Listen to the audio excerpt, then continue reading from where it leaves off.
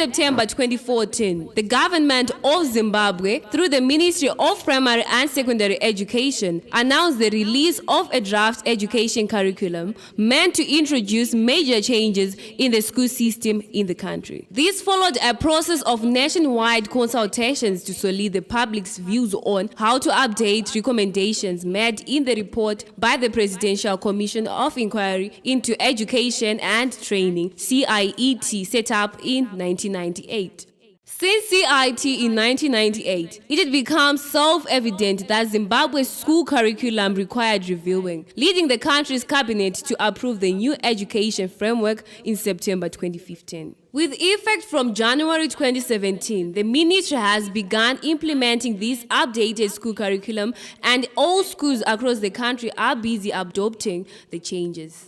2016 was a preparatory phase where syllabuses and learning materials were developed, as well as training in syllabus interpretation for supervisors and teachers took place. As the ministry explains, by 2021, the new curriculum is expected to have run its first full cycle with all school classes on board the new system.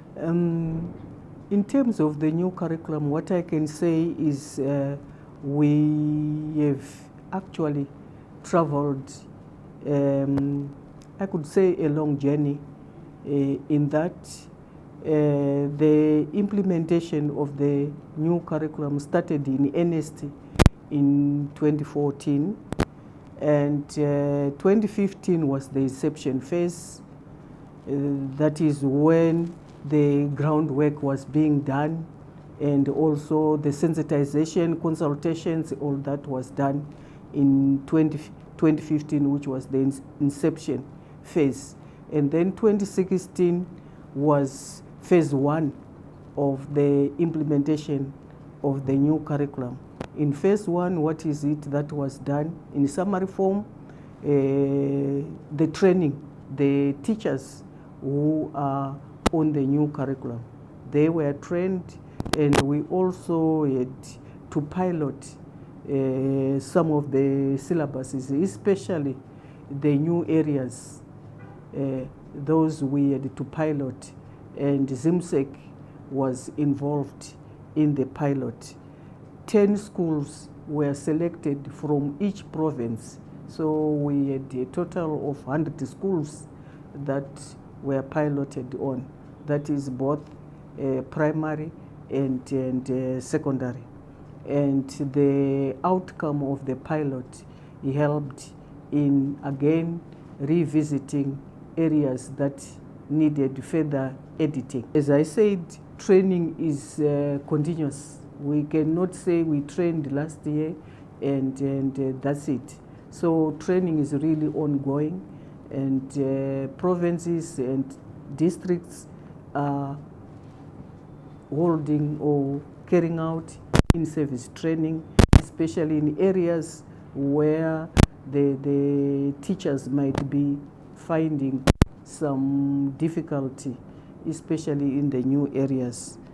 And then apart from training, there is also printing of the syllabuses that was also done this year. What the teachers started with were soft copies, but after that, by February, hard copies had already been printed and dispatched to the respective provinces for onward transmission to the schools. So this is what has been done.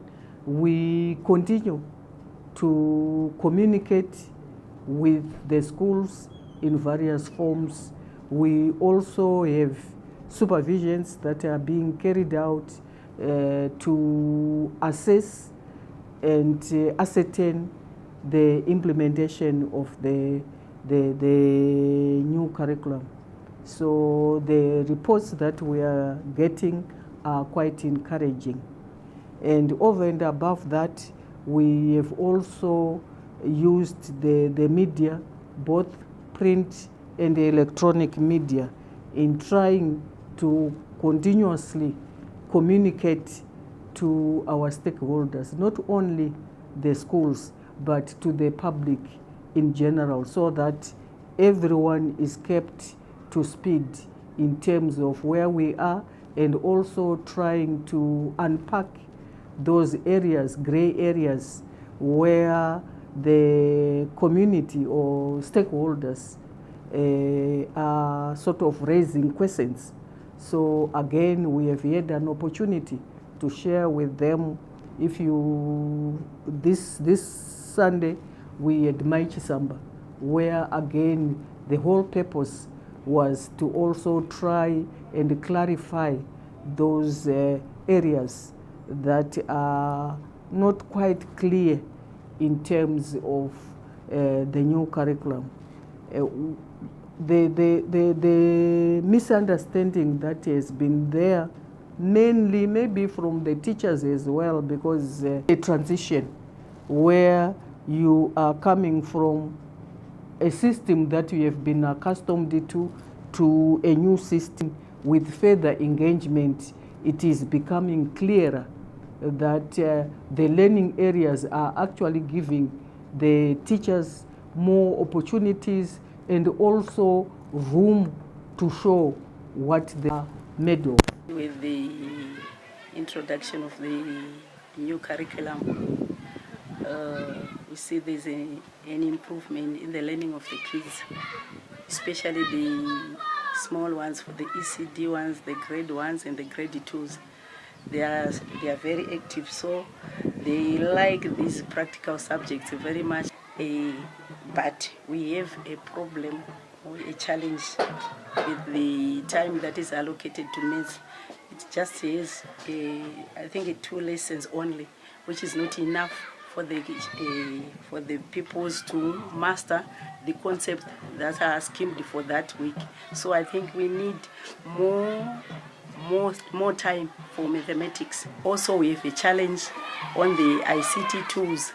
We have only 2 labs, and these 2 labs they are used from ECG to grade 7. So I think if we could get more tools for the ICT, like phones, laptops, so that each and every child in the infancy department will have a chance to handle and to practice with the phones and the laptops.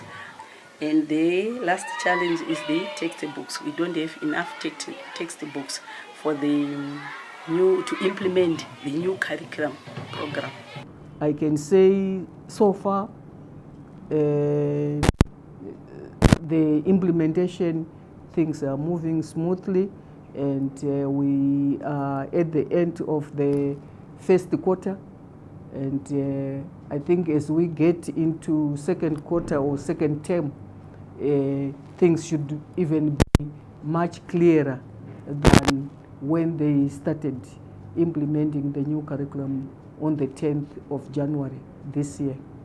Updated Curriculum Framework for Primary and Secondary Education 2015 to 2022 provides medium to long-term policy direction to make improvements in the education system. It is meant to modernize the education system at infant, junior, and secondary level, so they are in line with global trends and with modern technologies. It is also intended to be the main reference document in informing the development of syllabi, revision of syllabi, and use of learning resources, and the creation of guidelines for in-service teacher training and support. And perhaps to explain that a curriculum is the sum total of the learning experiences that a learner is put through in order to prepare that learner, for their own lives and for the world of work.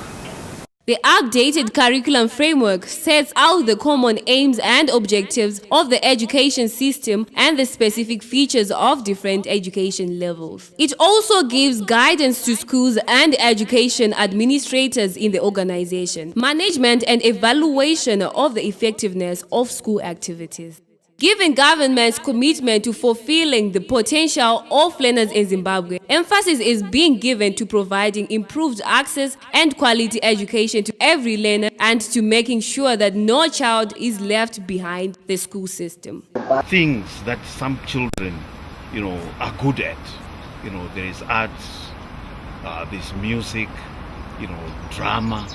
These are some of the things that we are trying to tap in our youngsters, so that at an early age we can identify those talents. As ministry, we attached ECDs to schools. Well, we set out to change that on the back of our mandate of 2013 and brought in the ECD into the infant school module, so that the 4 years, 4-year kids into the school system, and they will run for 4 years up to grade 2 as part of the infant school module. And thereafter, of course, you enter junior school. That was the first step to reconfigure the ministry itself. And then the second stance was to then say, of the recommendations of 99, what were the relevant features that were still current? And also, drawing on the new constitution, what were the imperatives deriving from there? And the new constitution had essentially confirmed the land reform as irreversible, and consequently, education could not continue to fold its arms in the face of that. So we then tasked setting out in 2014 a 6-member team leader group and the ministry's personnel up and down the system to go out of our way to canvass for ideas and views from our stakeholders, industry, parents, learners themselves, and the professionals in the sector, including the unions and associations.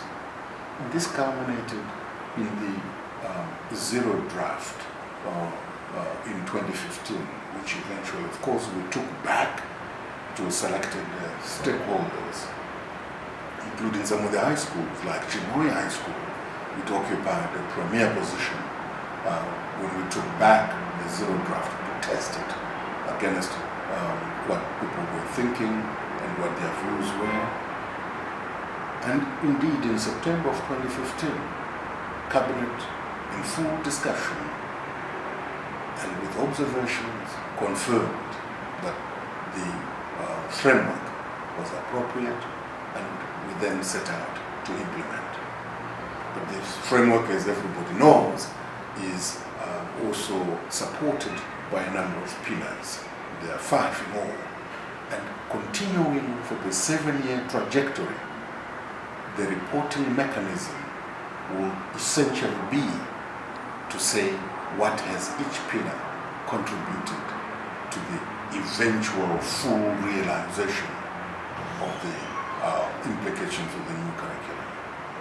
And I think it's a wonderful journey into the future. Our young people, our professionals in the sector, whom, as you know, one of the pillars is working hard to professionalize the sector. And indeed, the private sector participating with the work with the ministry, the ZimSwap program, where we have mainstreamed agriculture, we've mainstreamed physical education, sport and mass displays, the sciences, beginning in infant.